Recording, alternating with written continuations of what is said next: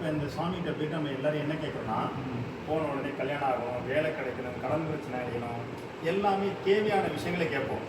அப்போ நமக்கெல்லாம் எப்படி ஒவ்வொருத்தங்களுக்கும் ஒவ்வொரு வேலை இருக்குதோ அந்த மாதிரி கடவுளுக்கும் ஒவ்வொரு வேலை இருக்குன்னு ஃபஸ்ட் நம்ம புரிஞ்சுக்கணும். அப்போ புரிஞ்சுக்கிறப்ப உள்ளே போகும்போது இவர் யார் அப்படின்னா, நம்மளை படைத்தது யாருன்னா பிரம்மா. அதனால அவருக்கு கோவில் கிடையாது. நம்மளை காக்கிறது மகாவிஷ்ணு. எந்த கோவிலையும் பரிகாரம் நடக்காது. சிவன் அழிக்கிறவர். படைத்தல், காத்தல், அழித்தல். அப்பரோட வேலை அழிக்கிறது தான். அப்போ அழிக்கிறவர்கிட்ட போய் நம்ம போய் எனக்கு அது வேணும் இது வேணும்னு கேட்கும்போது எல்லாத்தையும் அழிச்சுக்குவார். ஏன்னா அவரோட வேலையே அதுதான்.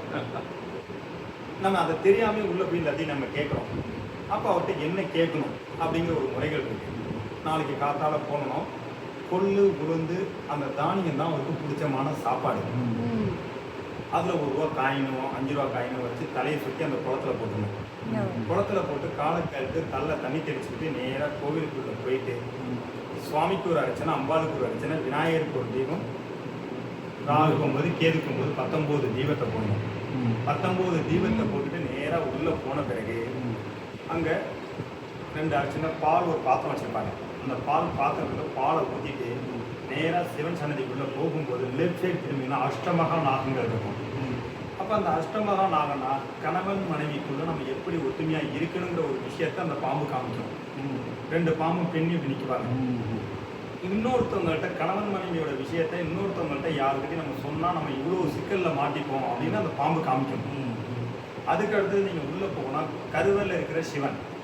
அப்போ கருவர்னா என்ன அப்படின்னா, நம்ம அம்மா கருவிலேருந்து வரும்போது ரொம்ப தெளிவாக இருப்போம். அதுக்கடுத்து நிறைய பிரச்சனைகளை சந்திச்சிருப்போம். அதுக்கடுத்து நம்மளால் சமாளிக்க முடியாது. திரும்பி அந்த இடத்துக்கு நம்மளால் போக முடியாது. அதனால தான் சிவனோட கருவறைக்குள்ள வரோம். அப்போ சிவனோட கருவறை வரும்போது நம்ம எல்லாத்தையும் கேட்க வரல, அழிக்க வரோம். அப்போ அந்த சாமியை பார்க்கும்போது கண்ணை மூடி சாமி கும்பிடக்கூடாது, தள்ளிக்கிட்டு போய் சாமி கும்பிடக்கூடாது, ரெக்கமெண்டேஷனில் சாமி கும்பிடக்கூடாது. அங்கே சாமியை பார்த்த உடனே அந்த விபூதி எடுக்கிறதுக்கு முன்னாடி என்னோட கோபத்தை அழிச்சிரு, என் உடம்புல உள்ள நோய்களை அழிச்சிரு, எனக்கு உள்ள கெட்ட எண்ணங்களை அழிச்சிரு, என்னை சுற்றி உள்ள துஷ்ட சக்திகளை அழிச்சிரு, என் ஆணவத்தை அழிச்சிரு அப்படின்னு அந்த சிவபெருமான்கிட்ட 5 விஷயத்தை அழிக்கணும்.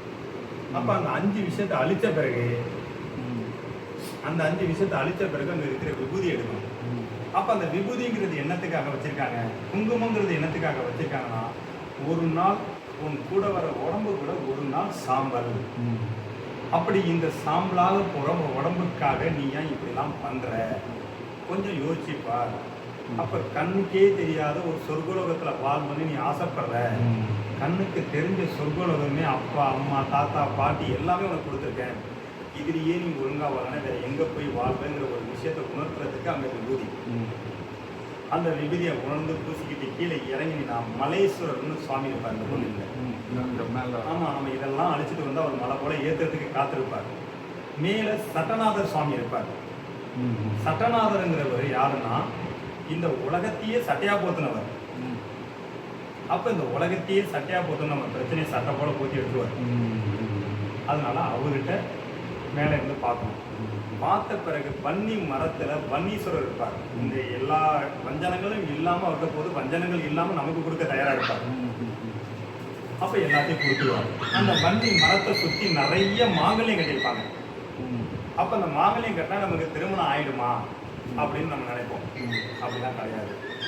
ஏன்னா மாங்கல்யங்கிறது வந்து அந்த கோயிலுக்குள்ளே இருக்கிறவங்க எல்லாருமே நமக்கு அப்பா அம்மாவோ சொந்தக்காரங்க கூட கிடையாது, கடவுள் தான். அவங்க எல்லாருமே நமக்கு ஒரு வாழ்க்கையை கற்றுக் கொடுக்க வந்து ஒரு குருநாதர். அவங்க எல்லாமே குருநாதர் தான். அப்போ குருநாதரோட கருத்தில் தாலி கட்டக்கூடாது. அப்போ நம்ம எல்லாரும் கட்டினாதான் நிறைய பேர் வாங்குவாங்க, கட்டுவாங்க. எல்லாமே கொஞ்சம் கமர்ஷியல், அதனால அந்த இடத்துல கட்டக்கூடாது. அப்போ தலைவிரிச்சம் இருக்கும் கோவிலில். தலைவிரிச்சனா என்னன்னா சில பேருக்கு அதை பற்றியே ரொம்ப தெரியாது. தலைவிரிச்சம்னா அந்த கோவிலில் ரொம்ப வயதான மரம் தான் தலைவிரிச்சம். நீங்கள்லாம் இந்த ஊருக்கு எப்படி வந்தீங்களோ, உங்கள் தாத்தா பாட்டி இந்த ஊருக்கு வந்திருப்பாங்க. எப்போ இந்த கோவிலை சுற்றி வரும்போது அந்த தலைவிரிச்சத்தில் நின்று இருப்பாங்க. அப்போ அவங்க கால்பட்ட இடமும் நீங்கள் நிற்கிற இடமும் கனெக்டாகி ஒரு ஆசீர்வாதங்கள் கிடைக்கும். அதனால தான் அந்த தலைவிரிச்சத்தை எப்போதும் பார்க்கணும் ஒரு கோவிலில். அப்போ அந்த இடத்துல நிறைய தொட்டில் போட்டு ஒரு பொம்மை கட்டியிருப்பாங்க. அப்போ குழந்தை இல்லாதவங்க தொட்டில் கட்டினா குழந்தை பிறக்கும் அப்படின்னா கிடையாது. அது ஒரு நல்ல ஒரு புனிதமான இடம். அப்போ ஒரு குழந்தைங்கிறது மூளை வளர்ச்சி இல்லாத பிள்ளைலாம் பொம்மைங்குவோம். அப்போ பொம்மையை போட்டு நம்ம ஒரு குழந்தைய கேட்க மாட்டோம், ஆனால் அதில் கேட்குறாப்போ வச்சுருக்கோம். அப்போ அதை மாதிரி ஒரு விஷயத்தை அங்கே பண்ணக்கூடாது. அந்த இடத்துல மடியை ஏந்தி என் குடும்பத்துக்கு நல்ல ஒரு வாரிசை கொடுன்னு கேட்கணும். எனக்கு ஒரு நல்ல மாங்கல்யம் பாக்கியம் கொடு, எனக்கு நல்ல மருமகளை கொடுன்னு அந்த இடத்துல கேட்டாலே கொடுப்பாங்க. கட்டினாலும் கொடுக்க மாட்டேன்னு கணக்கு இல்லை. அதை முடித்த உடனே அம்பாளை போய் பார்க்கணும். அம்பாளுங்கிறது குங்குமம் வந்து மண்ணுக்குரியது. ஒன்று சாம்பலாகணும், ஒன்று மண்ணாகணும். இந்த 2 விஷயத்தை தவிர உங்கள் வாழ்க்கையில் எதுவுமே இல்லைன்னு அங்கே சாமி சொல்லிட்டாரு. முடித்த உடனே துர்க்கையை பார்க்கணும். துர்க்கையை பார்த்துட்டு அங்கே பரிகார பூஜை பண்ணணும். இதுதான் நாளைக்கு இந்த விஷயங்கள் பண்ண வேண்டிய விஷயங்கள். இந்த பரிகாரத்தை முடிச்சுட்டு வீட்டுக்கு போன பிறகு என்னென்னலாம் பண்ணணும் அப்படின்னா, நான் கஷ்டப்படுறேங்கிற வார்த்தையை நம்ம யாருக்கிட்டையும் நம்மளுக்கு சொல்லக்கூடாது இந்த பரிகாரத்தை முடிச்சுட்டு போகும்போது. ஏன்னா இன்னைக்கு நம்மளோட வாயால் தான் நம்ம கஷ்டம்னு சொல்கிறப்ப அது அதிக அளவு கஷ்டமாயிடும். அப்போ நமக்கு நல்ல விஷயமே வராது. நாங்கள் நல்லாவே இருக்கிறோம் அப்படின்னு சொல்லும்போது நமக்கு எல்லாமே நல்ல விஷயங்களாக வந்துட்டு இருக்கோம். நான் நல்லா இல்லை, எனக்கு உடம்பு முடியல, என் பையன் படிக்கலை, வேலை கிடைக்கல, ஏதாவது சொல்லிக்கிட்டே இருக்கிறாங்க பார்த்தீங்களா, அவங்களுக்கு ஒரு நல்ல விஷயங்களே வராது, ஒரு சொல்யூஷனே கிடைக்காது.